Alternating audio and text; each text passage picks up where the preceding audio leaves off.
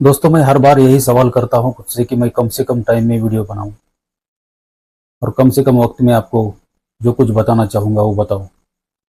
फिर भी वो वीडियो बहुत बड़ा हो जाता है, क्योंकि बातें ही कुछ ऐसी होती है, चर्चाएं कुछ ऐसी होती है। जब मैं तुमसे जुड़ जाता हूँ तो ऐसे लगता है कि हर सब कुछ मैं आपको बता दूं, बहुत अच्छे तरीके के इस्तेमाल करके आपको समझा के बोलूं।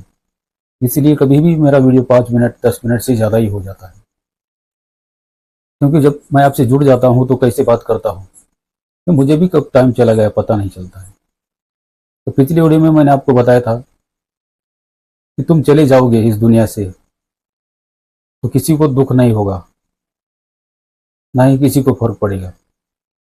ठीक उसी तरह से आज का मेरा वीडियो है खुद को पहचानना, यानी कि मैं को पहचानना। उसे कैसे पहचाना जाता है। दोस्तों, एक बात तो आपने सुनी होगी, जो मन कहता है ठीक उसी तरह से तन चलता है। तन अपने हिसाब से कभी नहीं चलता है, मन चलाता है तभी तन चलता है। मन यानी कि माइंड। माइंड जब हमारे शरीर को मैसेज भेजता है, शरीर को जगाता है कि तुम ऐसे करो, ठीक उसी तरह से तन करने लगता है। जब तक मन कुछ नहीं कहेगा तब तक तन एक्शन ही नहीं लेगा, क्योंकि ये एक दूसरे के कवर में होते हैं। लेकिन तन और मन में बहुत फर्क होता है। मन यानी कि क्या, जो दिल से अंदर जो भी राज होती है, तो बहुत ही गहरे दिल से बात करते हो तब तुम्हारा मन बात करता रहता है। जब मैं ऐसे खुद कहते हो, मैं यानी कि कौन, मैं यानी तन, मैं यानी मन भी हो सकता है, लेकिन हर जगह नहीं। हर जगह तो तन ही सामने आता है। इसी तन को मन के इशारे पर नाचना होता है। ये तो आपने सुना होगा, आपको पता भी होगा। बहुत से लोग कहते हैं कि मन के इशारे पर तन नाचता है। कुछ लोग ऐसे भी कहते हुए सुना होगा आपने कि मन को काबू में रख। तो ये तन को कहा होता है, ये तन को कहता है कि अपने मन को काबू में रख, लेकिन ऐसा नहीं होता। हमारी जिंदगी क्या है, तन से मतलब रखती है। यानी कि पढ़ाई करना, जॉब करना, नौकरी करना, अच्छे खासे पैसे कमाना, अपनी जिंदगी का गुजारा चलाना, सिर्फ इतना ही तन का काम होता है। लेकिन ये सब तो मन ही करता है, मन के ही इशारे पर यह सब करता है। लेकिन मुझे एक बात बताओ, क्या मन पैसा खाता है? नहीं। फिर भी मन को पैसे की लालच होती है, तब वो तन को संदेश भेजता है कि पैसे कमाओ चलो। क्योंकि जब तन खाता है तभी तो मन साबुत रह पाता है। ठीक वैसे ही जिस घर में हम रहते हैं उस घर को जैसे सुरक्षित रखते हैं, ठीक उसी तरह मन तन को सुरक्षित रखना चाहता है, क्योंकि उसको उस घर में रहना है, यानी तन में रहना है। जब तक वो रहेगा तब तक ऐसे ही मैसेज भेजते रहेगा, तन को नचाएगा। यहां तक तो ठीक है, हमें सबको मालूम है यही होता है तन और मन का खेल। लेकिन क्या आपने सोचा है कभी कि इसके आगे भी कुछ होता है? तो क्या होता है?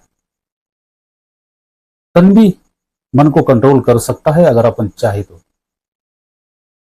लेकिन ये सोचने के लिए हमारे पास वक्त होता ही नहीं।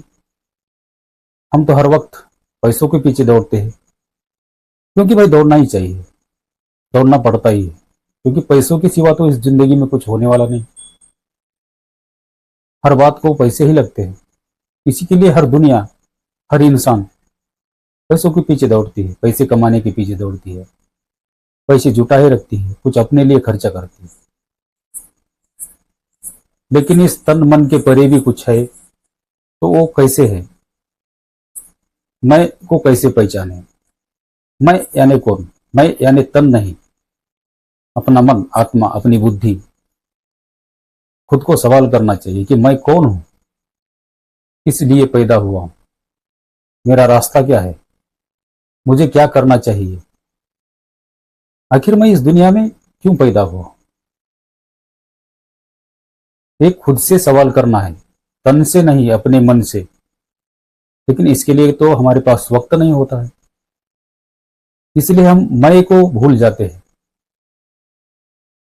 तन वाले मैं को ही लेकर जज्बा दिखाते हैं कि मुझे चार लोग जानते हैं, चार लोगों में मेरी इज्जत है, अच्छा खासा पैसा कमा लेता हूँ, बंगला है मेरे पास, गाड़ी है।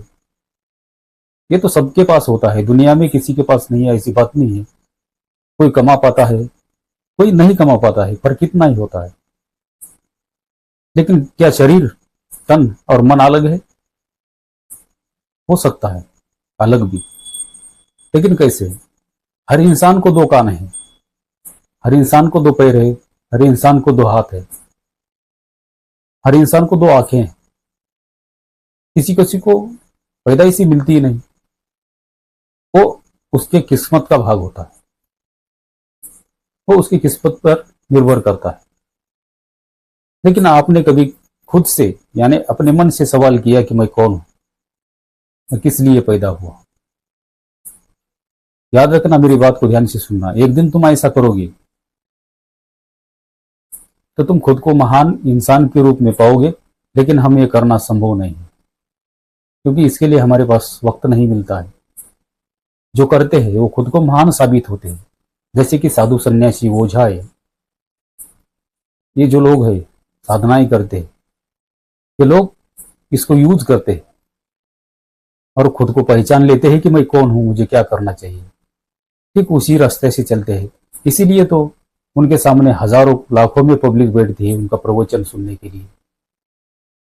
क्या ये तुमको चमत्कार नहीं लगता है? कुछ शक्ति नहीं लगती है? क्यों हमारे सामने हजारों लोग नहीं बैठते अपने प्रवचन सुनने के लिए? ये भी तो एक सवाल है। क्यों हमारा कोई नहीं सुनता?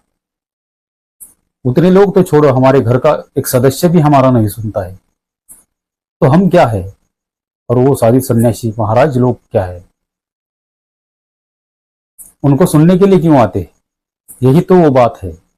मैं जो कहना चाह रहा हूं आप समझ रहे होंगे कि मन से सवाल किया करो मन को कि मैं कौन हूं, मैं कैसे इस दुनिया में आया हूं, मुझे क्या करना होता है, मैं क्या कर रहा हूं।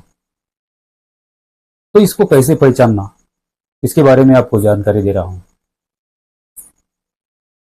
आपके हाथ है, 5 मिनट के लिए आपके हाथ को देखते रहिएगा। मैं कौन हूं? ये मेरे हाथ है, ये हाथ मुझे क्या काम करने के लिए कुदरत ने दिया है? ये हाथ से मैं क्या करूं, पुण्य करूं या पाप करूं? ठीक उसी तरह पैर, आंख, कान, नाक, मुंह के बारे में सोचते रहे, त्राटक करते रहिए हर शरीर का अपने। पैर को देखते रहिए 10-15 मिनट लगातार। अगर 15 दिन ऐसा करते हो तो पैर आपको आपके सवालों का जवाब देगा कि मैं इसलिए बना नहीं हूं, गलत रास्तों के पल्ले पड़ने के लिए नहीं बना हूं, बातों को कुचलने के लिए नहीं बना हूं, मैं तो अच्छे रास्ते से चलने के लिए, आपका शरीर का बोझ उठाने के लिए बना हूं। तो मेरा इस्तेमाल थोड़ा अच्छा करो, अच्छे रास्ते से मुझे ले चलो, ताकि मेरे पैरों में यानी कि मुझ में कांटे ना चुभे। ये कब सीखोगे, कब मुझे सवाल करोगे? ऐसा हर शरीर हमारा हमें पूछता है, लेकिन वो हमें समझ में नहीं आता है। जब तक हम शरीर को गौर से नहीं देखोगे, खुद के मन से सवाल नहीं करोगे कि मैं कौन हूं, तब तक ये संभव नहीं है। आपने सुना होगा कि कुछ लोग ऐसे होते हैं, जादू टोना टोटका जो भी होता है वो इंसान पर असर नहीं करता। क्यों नहीं करता, आप सोच रहे होंगे। कोई भी जादू टोना टोटका जो भी जंतर मंतर होता है वो इंसान पर असर नहीं करता। वो बड़ा किस्मत वाला होता है, क्योंकि वो एक मन और तन से सिद्ध पुरुष होता है, वो उसे पैदाइश से ही मिल जाता है। लेकिन कुछ लोगों को तन और मन को मिलन करने के लिए ये सब कुछ करना होता है। उन्हें कोई फर्क नहीं पड़ता, वो स्वयं सिद्ध ही होते हैं, जन्मतः ही वैसे होते हैं। लेकिन हमें ऐसा बनना है कि कोई भी संकट या फिर कोई भी दुख, कोई भी दुविधा हमको हरा ना सके। तो खुद को सवाल करना होगा कि मैं कौन हूं, किस लिए पैदा हुआ हूं, मुझे क्या करना है, क्या नहीं करना है। अगर हर शरीर को, हर तन को, हर तन के भाग को 10-10 मिनट तक गौर से देखेंगे तो वही जो हाथ को देखेगा, कोई पैरों को देखेगा, कोई आंखों को देखेगा, कोई कानों को देखेगा, कोई अपने पूरे शरीर को या आईने में देखेगा खुद को, तो अपना ही शरीर हमको सवाल करने लगेगा, अपना ही शरीर हमको जवाब देने लगेगा कि तुम इसलिए पैदा हुए हो, तुम्हें ये करना चाहिए। ये सब मन का ही खेल होता है, लेकिन हमें मन से सवाल पूछना होता है, तभी हमको सुधरा सकता है। हमने सुना होगा कि जो मन में होता है, जो हमें ज्यादा पसंद होता है, यानी कि मन को पसंद होता है, अगर वो हम करते हैं तो दुनिया में हमें सक्सेस होने से कोई भी नहीं रोक सकता। ठीक उसी तरह से इस दिमाग का और तन और मन का खेल होता है। टाइम मिला तो आप भी कभी मन से सवाल करके देखिएगा और बताइएगा मुझे कमेंट में कि क्या असर होता है, क्या सवाल का जवाब मिलता है। दोस्तों आज के लिए बस इतना ही, फिर मिलते हैं दूसरी वीडियो में। तब तक के लिए जय हिंद, वंदे मातरम।